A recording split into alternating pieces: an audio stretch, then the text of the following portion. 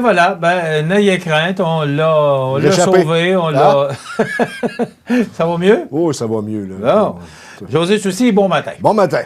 José, tu étais présent avant-hier pour ce point de presse concernant la fin de Transbellimont qui est maintenant rendu au transport collectif adapté, Pour le service. TCA. Ouais. Alors, raconte-nous, c'était pourquoi le point de presse? Parce que je comprends que tout avait été dit, là, mais Mme Caron, je pense, a voulu faire, la préfète de la MRC, a voulu faire une mise au point, puis de vraiment expliquer là, ce qui s'est passé. Je suis obligé de te dire que c'était essentiel parce qu'il y avait beaucoup de choses qui se disaient là, dans les corridors de la ville de Montmagny. Pas juste de la ville, je veux dire, ce que je veux dire...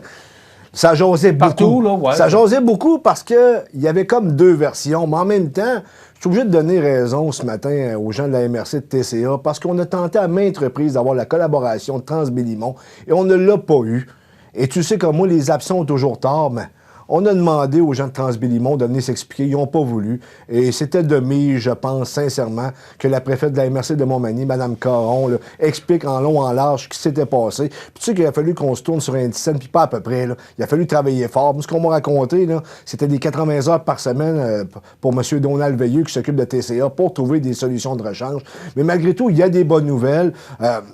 Autobus La Pointe qui s'occupait du transport, c'est-à-dire qui s'occupe du transport collectif et adapté désormais à la MRC de Montmagny, a acquis les autobus de Transbellimont. C'est une excellente nouvelle. Et par ailleurs, il y a un chauffeur qui était pour Transbellimont, qui est rendu désormais pour TCA. Et ça, pour les usagers, c'est extrêmement important, Michel, parce que ces gens-là, c'est une clientèle vulnérable. Il y avait énormément d'inquiétudes.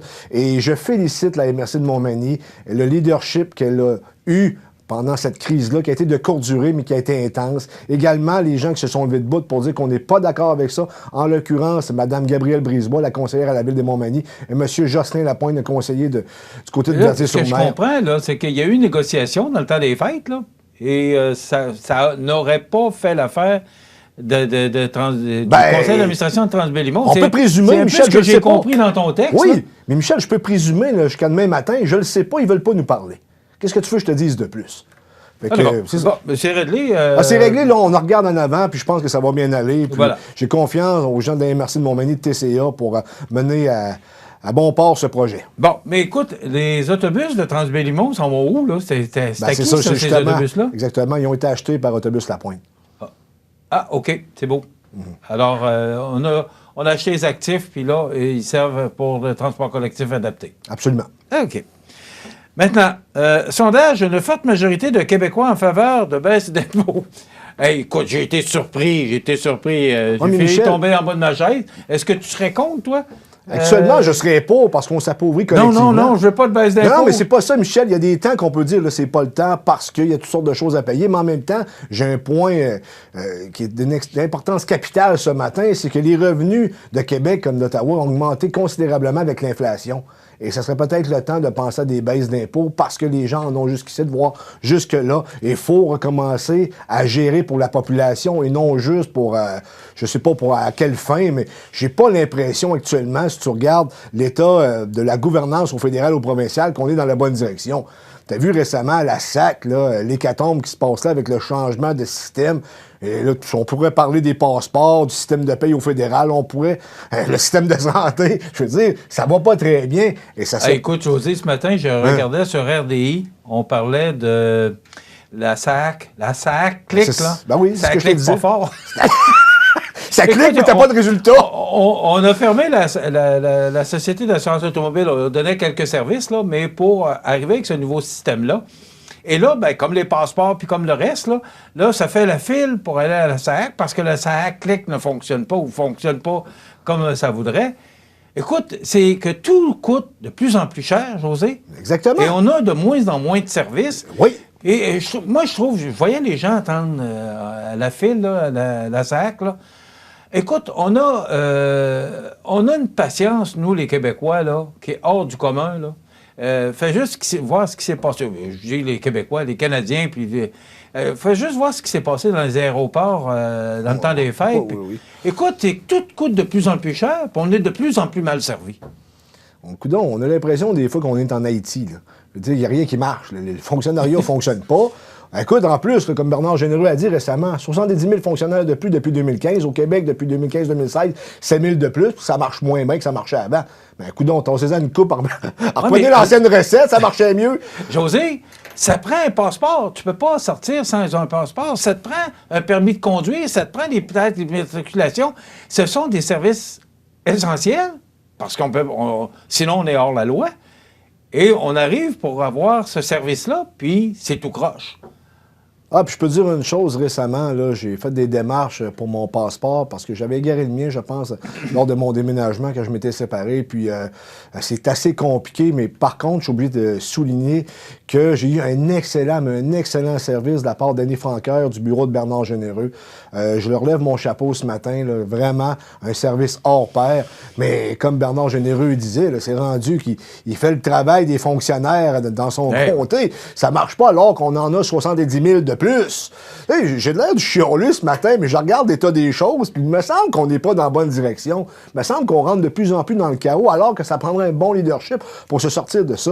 Moi, ça me fait penser un peu, là, tu sais que j'aime bien l'histoire, en 1958, quand il y a eu la crise algérienne en France, ça a sonné le retour du général de Gaulle, puis ils ont aboli la 4e République pour entamer la 5e République avec un leadership beaucoup plus fort. Il va falloir qu'on trouve des solutions ici, parce que de la manière que c'est géré actuellement, je vois pas la lumière au bout du tunnel.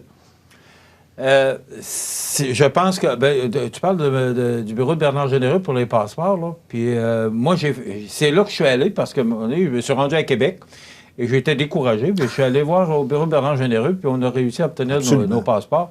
Et puis en plus, c'est des gens locaux, fait qu'on est plus à l'aise. On les connaît aussi. Ouais. Maintenant, des hausses de taxes importantes dans un mois du côté d'Ottawa, parce que là, on parle d'augmentation du 2 cents le litre, parce que c'est là qu'on va aller nous chercher quelques dollars de plus.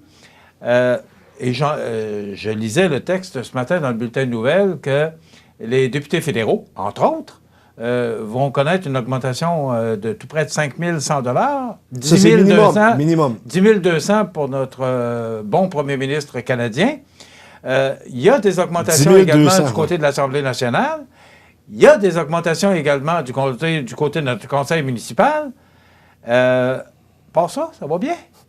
C'est pas question... Écoute, est-ce qu'on pourrait parler d'autres choses? Non, mais Michel, c'est pas la question que ces gens-là ne le méritent pas. OK? Du côté... J'ai jamais dit... Je sais, Michel. J'ai surtout pas dit Michel, que ces gens-là ne méritent pas leur salaire. Pas du tout. Et pas du tout parce que politicien, on en a parlé lundi, José. Exact. Être politicien aujourd'hui, là, il faut avoir la coinsure. Absolument. Et j'ai un énorme respect pour les politiciens. C'est ce que je dis précisément ce matin. Du côté de la ville de Montmagny, c'est amplement mérité. C'est juste que les circonstances ne sont pas de mise pour une telle augmentation. C'est mon opinion ce matin. Je ne veux pas lancer la pierre à personne. Je vois le travail qui se fait du côté de la ville de Montmagny. On a énormément de compétences. Puis du côté de Québec, les députés, là, je veux dire, c'est une job à temps plein. Là. Pensez au fédéral, là, Bernard Généreux, si le comté change, parce que le comté va changer, et on va avoir une MRC de plus, alors que le comté est déjà trop grand, il va être amplement trop grand. L'augmentation dans des circonstances où que ça va bien, j'aurais dit oui. Dans les circonstances où ça va pas bien, il faut donner l'exemple parce que ta population s'appauvrit et il faut ramer dans le même sens que le reste de la population. C'est juste une question de perception. Il y a des temps pour des augmentations, il y a des temps qu'il faut juste faire un peu plus attention. C'est une opinion très personnelle ce matin et je ne lance pas la pierre à personne, mais je pense qu'on aurait dû se garder une petite gêne du côté municipal, provincial et fédéral. Mon opinion ce matin, en tout respect pour nos élus. José, peu importe le palier de gouvernement, si on avait dit, bon, ben écoutez, considérant l'inflation, l'augmentation des taux d'intérêt, écoute, c'est 33 ou 37 % d'augmentation des faillites par rapport à l'année passée. C'est pas, là, actuellement, une très bonne période économiquement. Là, ce qu'on essaie, c'est de redresser ou de diminuer l'inflation, qui est encore 5 % et plus, là, et c'est quand même très élevé. On veut la ramener à 2 %. Là, le gouverneur de la Banque du Canada, qui est encore tenté parce qu'il avait dit qu'il allait attendre quelques mois pour voir comment ça se passait, mais là, les économistes disent, ben là, vous seriez peut-être mieux de continuer parce que ça ne baisse pas assez vite. Le prix de l'essence, là, est à 1,55 $, mais avec ce qu'on entend au niveau fédéral, ben, ça va monter. Le prix du panier d'épicerie n'a pas baissé. De payer des gens. Exact, c'est juste ça. Je pense, José, je termine avant, tu laisses la parole après, c'est que je pense que les gens auraient apprécié si tous les paliers du gouvernement avaient dit, regardez, cette année, là, c'est vraiment particulier, là, on fait un gel des salaires, puis on verra, puis on analysera la situation l'année prochaine. Quitte à augmenter le budget du bureau de chaque député, ça, j'aurais pu comprendre. Les gens aussi auraient pu comprendre parce qu'ils ont de plus en plus de responsabilités. En contrepartie, l'augmentation salariale de chaque député. Puis en plus, c'est eux autres qui se la votent. Je veux dire, c'est un peu ridicule, mais en même temps, t'as pas le choix. Le système fait en sorte que c'est eux autres qui votent les lois. Mais quand même. Écoute, on va suivre ça avec intérêt, mais c'est pas le bonheur. On vit des temps difficiles. Absolument. C'est ça. C'est que là, on se fait taxer de part et d'autre. Puis en plus, on est dans le temps de l'impôt. Alors. Non. Puis tu marqueras, je pense que M. Poulin en a parlé ce matin, ou il m'en a parlé personnellement. Pour les municipalités, c'est de plus en plus difficile. Pourquoi? Parce qu'on a de plus en plus de réglementations imposées par Québec. Ça veut dire qu'il faut engager de plus en plus de monde pour des choses qu'on n'était pas obligé de faire avant. Il va falloir aussi que la bureaucratie au Québec, là, qu'on prenne une bonne respiration, qu'on mette des gens efficaces à la place d'avoir des gens qui remettent. Je veux dire, il faut faciliter la tâche des citoyens, des PME et tous les gens qui veulent faire fonctionner l'État dans le sens du monde. Je veux dire que quand les gens ont de l'argent dans les poches, c'est la nation au complet qui se porte mieux. Je veux dire, ça prend pas la tête à Papineau pour comprendre ça ce matin.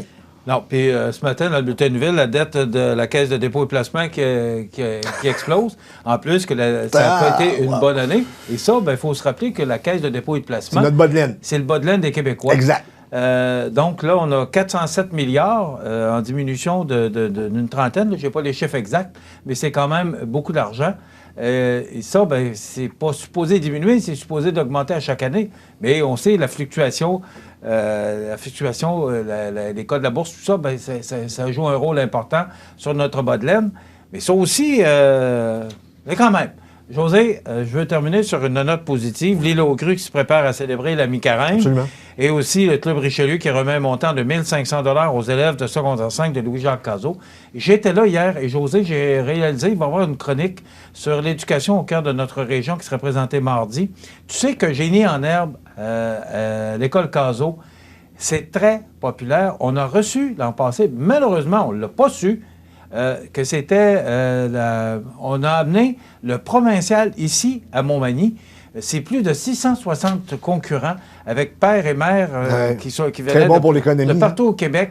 Alors, imagine comment ça a été bon pour notre économie. Hey, vite fait, Michel, là, le Club Richelieu... Il passe des belles choses, tu sais. Le Club Richelieu m'envoie leur communication à chaque semaine. Ils font énormément pour les jeunes ici. Félicitations aux gens du Club Richelieu. Vous avez tout mon respect ce matin pour tout ce que vous faites pour nos jeunes régionalement. Oui. Et la chronique L'éducation au cœur de notre région nous apprend qu'il se passe des belles choses dans nos écoles sur notre territoire.